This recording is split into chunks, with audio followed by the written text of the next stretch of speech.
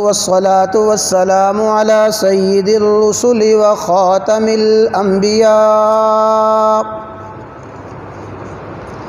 اللهم صل على سيدنا ومولانا محمد وعلى آل سيدنا ومولانا محمد وبارك وسلم وصل عليه.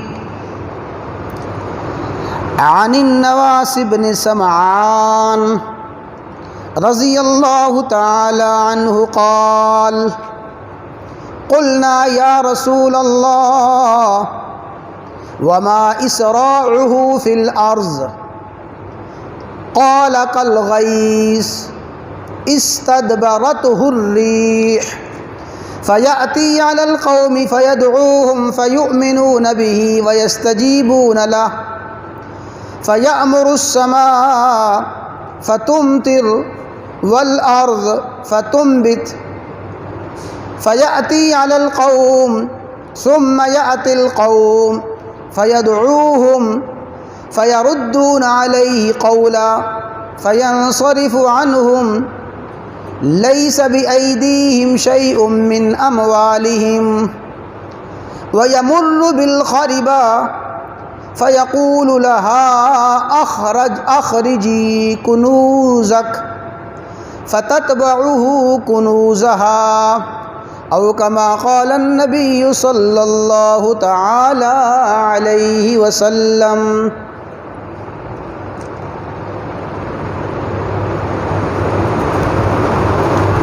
گزشتہ دروس میں فتنہ دجال کی ہولناکی اور فتنہ دجال کی خطرناکیاں اور کائنات کا سب سے بڑا فتنہ اور دجال اس وقت کہاں ہے، کن حالات میں ہے، اور دجال کے خروج کی، اس کے نکلنے کی نشانیاں، علامات کیا کیا ہیں، اور گزشتہ دو دروس میں دجال کا شخصی خاکہ، اس کا جسمانی اور ذاتی تعارف اور لفظ دجال کی تشریح اور فتنہ دجال کی بنیاد، فتنہ دجال کی جڑ اور اساس، ان تمام امور پر بحمد اللہ تعالی گزشتہ دروس میں کچھ تفصیل کے ساتھ بات کی گئی ہے. جو حدیث مبارکہ کے الفاظ پڑھے گئے ہیں، رسول اللہ صلی اللہ علیہ وسلم نے ان ارشادات میں دجال کو ملنے والے اختیارات اور دجال کو حاصل ہونے والی غیر معمولی صلاحیتیں وہ بیان فرمائی ہیں. پہلے ان احادیث کا ترجمہ سماعت فرما لیں، پھر تمام احادیث کا انشاءاللہ خلاصہ عرض کیا جائے گا. صحابہ کرام فرماتے ہیں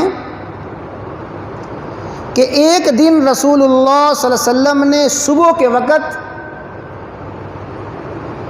دجال کا ذکر فرمایا. دجال کے حوالے سے بہت سی باتیں ارشاد فرمائیں. ہم نے وہ باتیں سنی. قلنا، پھر ہم نے پوچھا، کئی سوالات پوچھے. ان میں ایک سوال یہ تھا، یا رسول اللہ وما اسراعہ فی الارض، یا رسول اللہ صلی اللہ علیہ وسلم یہ بتلائیے کہ وہ زمین میں کتنی تیزی کے ساتھ چلے گا، اس کے سفر کی مسافت اور اس کا سفر طے کرنا کتنی تیزی کے ساتھ ہوگا۔ اس لیے کہ جب رسول اللہ صلی اللہ علیہ وسلم نے یہ ارشاد فرمایا کہ وہ 40 دنوں میں پوری روئے زمین کا چکر لگا لے گا، تو یا رسول اللہ صلی اللہ علیہ وسلم وہ کتنی تیزی کے ساتھ چلے گا؟ قال، آپ نے فرمایا کالغیث استدبرتہ الریح، جیسے تیز ہوائیں چلتی ہیں اور تیز اور شدید ہوائیں چل کے بادلوں کو لمحوں میں کہیں سے کہیں پہنچا دیتی ہیں، وہ ہوائیں لمحوں میں بادلوں کو کہیں سے کہیں لے جاتی ہیں، اس طرح اس کے چلنے کی رفتار اور اس کے چلنے کا انداز ہوگا، اتنی تیزی کے ساتھ وہ سفر کرے گا، یعنی اس کی مسافت سفر انتہائی تیز ہوگی۔ ظاہر ہے کہ عام لوگوں کو یہ قدرت اور عام لوگوں کو یہ طاقت حاصل نہیں ہے، نہ ہوگی۔ پھر رسول اللہ صلی اللہ علیہ وسلم نے ارشاد فرمایا فَيَأْتِي عَلَى الْقَوْمِ، کچھ لوگوں کے پاس آئے گا، کسی سرزمین میں کسی ملک میں پہنچے گا، فَيَدْعُوهُمْ، ان لوگوں کو دعوت دے گا، فَيُؤْمِنُونَ بِهِ، وہ لوگ اس پہ ایمان لے آئیں گے، اس کی بات کو مانیں گے، يَسْتَجِيبُونَ لَهُ، جو دعوت دجال دے گا دجال کی دعوت کو قبول کریں گے،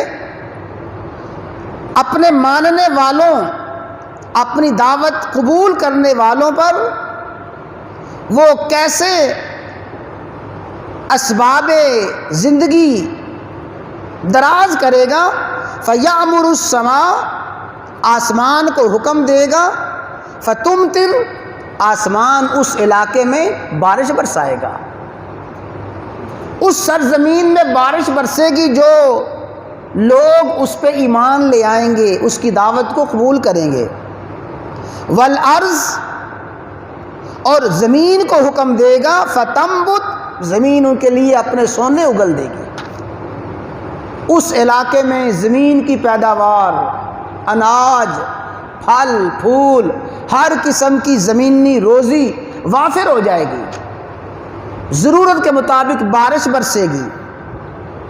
ثم یأتی القوم، پھر کچھ لوگوں کے پاس آئے گا، دوسرے علاقے والوں کے پاس جائے گا، فیدعوہم، ان کو بھی دعوت دے گا، فیردون علیہ قولا، وہ خوش قسمت، وہ سعادت مند لوگ اس دجال کی بات کو رد کر دیں گے، اس پہ ایمان لانے سے انکار کر دیں گے، بس انکار کریں گے، فینصرف عنہم، دجال ان کے پاس سے واپس جائے گا، فیصبحون، پھر صورتحال یہ ہوگی، لیس بایدیہم شیء من اموالہم، دجال کا انکار کرنے والے لوگوں کے پاس ان کے علاقوں میں مال و اسباب کچھ بھی نہ رہے گا، سارے کے سارے خزانے، ان کے مال و دولت، ان کی زمینیں، ان کی جائیدادیں ختم ہو جائیں گی، اور وَيَمُرُّ بِالْخَارِبَةِ، دجال کسی بنجر زمین میں آئے گا، بنجر ملک، بنجر سرزمین، صحرا، بے آب و گیا وادی میں آئے گا، فَيَقُولُ لَهَا، اس بنجر زمین سے کہے گا، اخرجی کنوزکی، اپنے خزانے باہر نکال دے، تجھ میں جو معدنیات ہیں، جو خزانے پوشیدہ ہیں، جتنے بھی زمینی خزانے ہیں، ان کا تعلق سیال بہنے والی دولت پٹرول تیل کے ساتھ ہو، پیداوار کے ساتھ ہو، دیگر زمینی خزانوں کے ساتھ ہوں، بنجر زمین اس کے حکم پر فتتبعہ کنوزہا اپنے سارے کے سارے خزانے باہر نکال دے گی۔ یہ تو ہے ان الفاظ کا مختصر ترجمہ۔ اس طرح کی تمام احادیث کو اگر جمع کیا جائے، رسول اللہ صلی اللہ علیہ وسلم کے ارشادات کو جمع کیا جائے، تو تمام احادیث کا خلاصہ اور نچوڑ جو ہے وہ یہ کہ اللہ تعالی کسی حد تک دجال کو زندگی بخش وسائل پر قدرت دیں گے، ایک حد تک زندگی بخش وسائل، قدرتی قوانین اور زندگی بخش وسائل پر اس کو تصرف، اس کو اختیار دیں گے۔ پانی پر اس کا تصرف ہوگا، آگ پر اس کا تصرف ہوگا، اسی طرح غذا یہ اس کے تصرف اور اس کے قبضہ میں ہوگی۔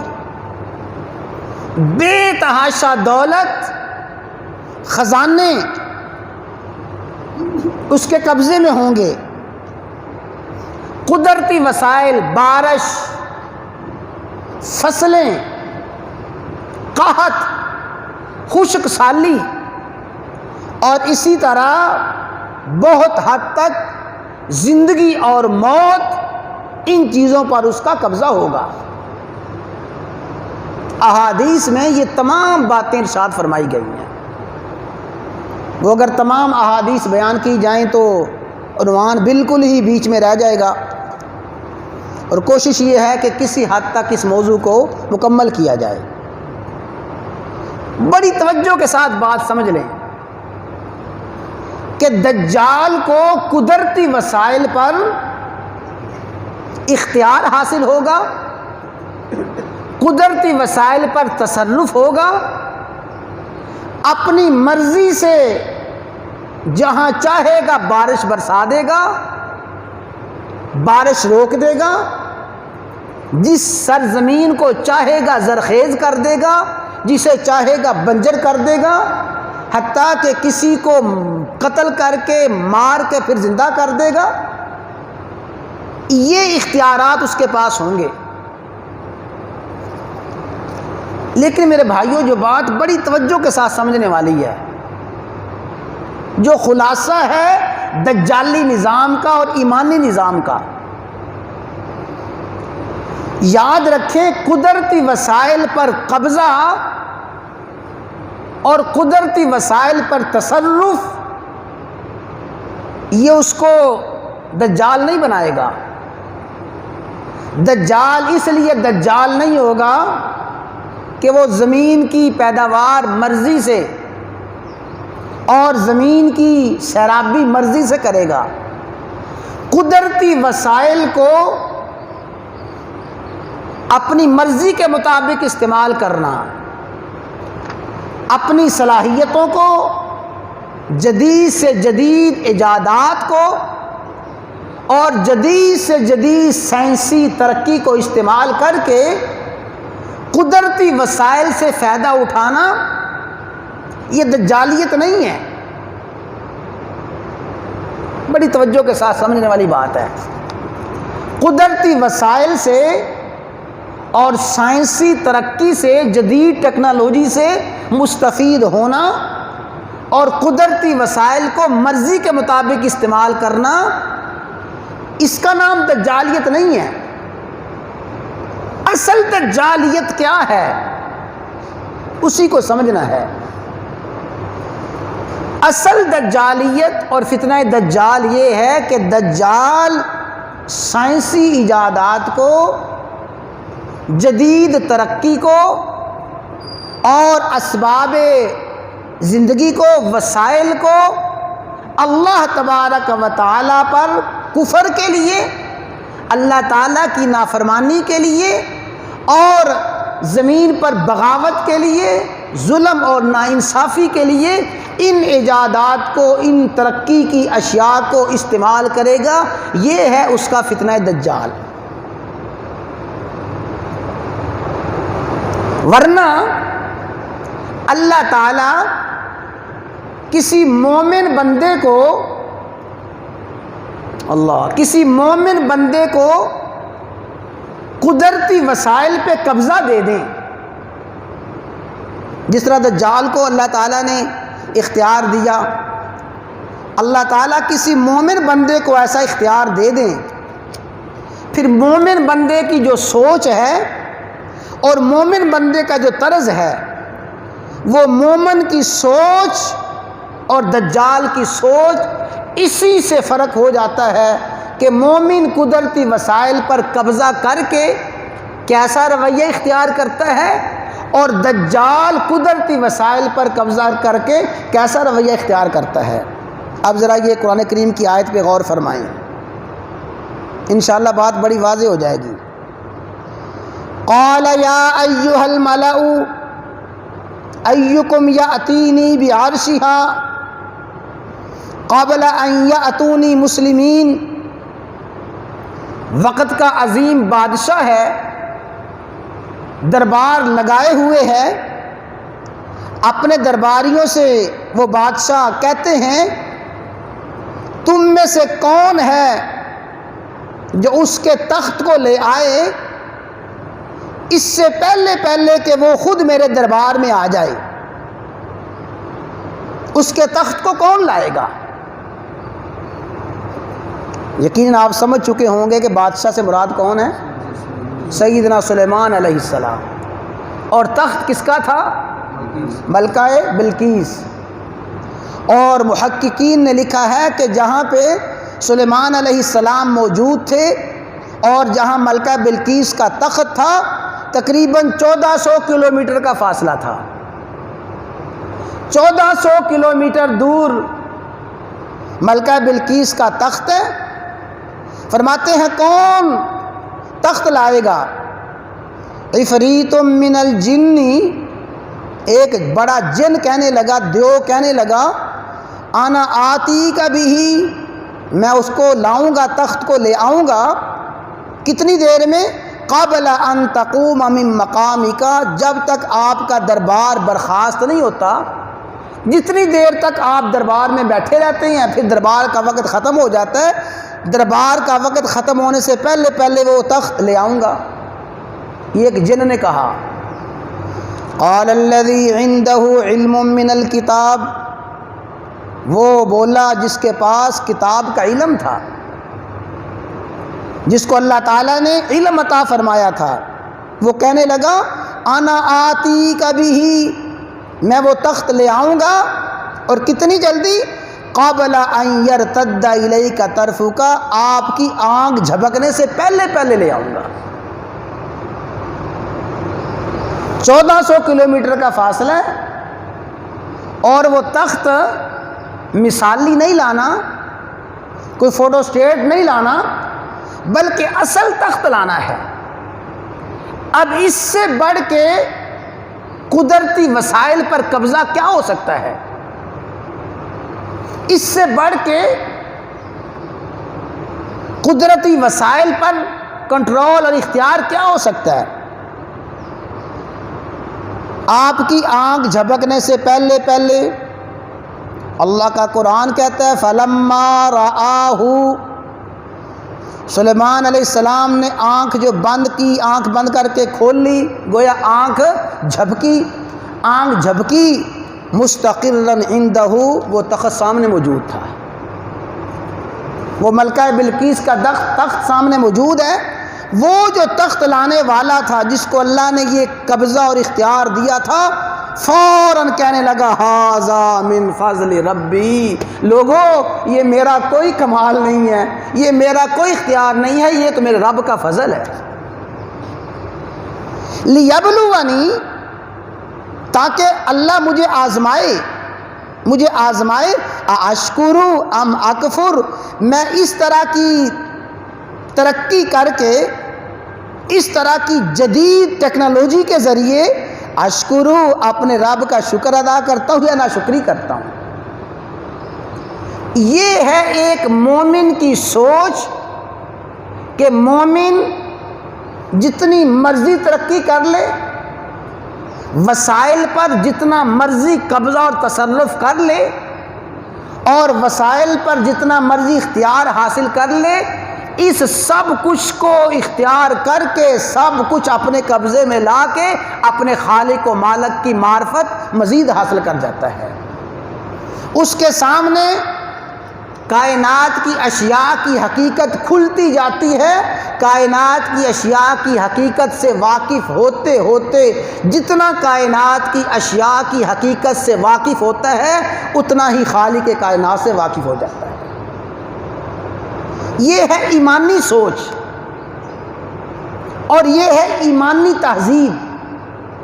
اور دجالی تہذیب کیا ہوگی اور کیا ہے کہ جوں ترقی اور جوں اسباب قدرت پر اختیار ہوتا جاتا ہے، اتنی ہی اس کی بغاوت بڑھتی جاتی ہے، اتنا ہی اپنے خالق و مالک سے دور ہوتا جاتا ہے۔